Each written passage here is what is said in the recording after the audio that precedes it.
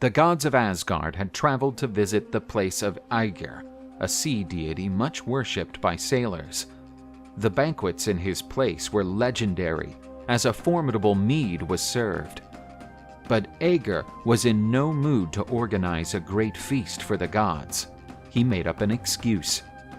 I would love to welcome you with all my hospitality, but since you are many, I won't be able to produce the mead you desire so much. To satiate the gods, you would need a huge cauldron. Without it, it is impossible.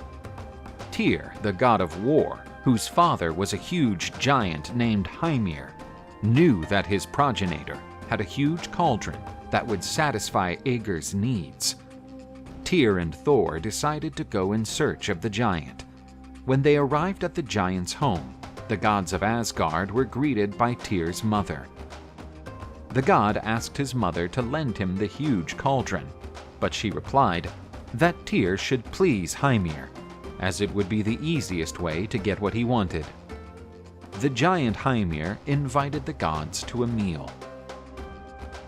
Thor was famous for being a great glutton and confirmed his reputation by devouring a whole ox. Faced with this, the giant said, I'm going out to fish for some whales. I don't want to be known as a host who failed to feed his guests. Thor wanted to go with the giant on his fishing trip, but Hymir didn't care. This is not a job for the tiny residents of Asgard.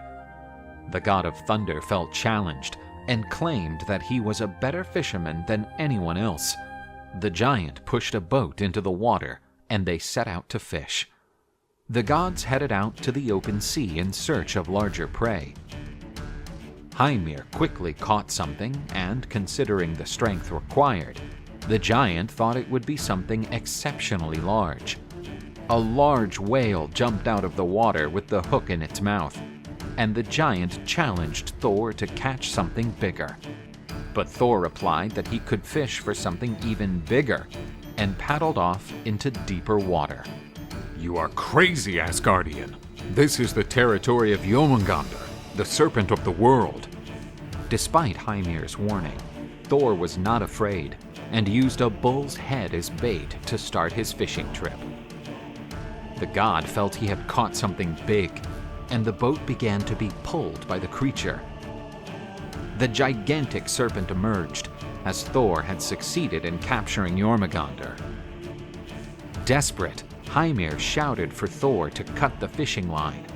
Otherwise, they would be taken to the bottom of the ocean. But Thor had already met Jormungand once, when he visited the palace of Utgard. Thor was defeated, but he had sworn to himself that he would eventually defeat the colossal serpent. The fight between the god and the serpent continued, and Hymir feared that they would be taken to the bottom of the ocean. Thor tried to bring the creature within reach of his hammer. Just as the god was about to strike the beast, Hymir cut the fishing line, and Jormungand escaped at the last moment. Thor was furious and would have smashed Hymir's head in had he not fathered Tyr. After all, they still needed the cauldron. After filling their stomachs with whale meat, the gods set off with the cauldron. With the cauldron, Aegir made plenty of mead for the gods, who had a great time during their stay in the sea god's palace. But while all the gods were having fun, Thor couldn't forget Jormungand and vowed that he would kill that dark creature. They were destined to meet again in Ragnarok.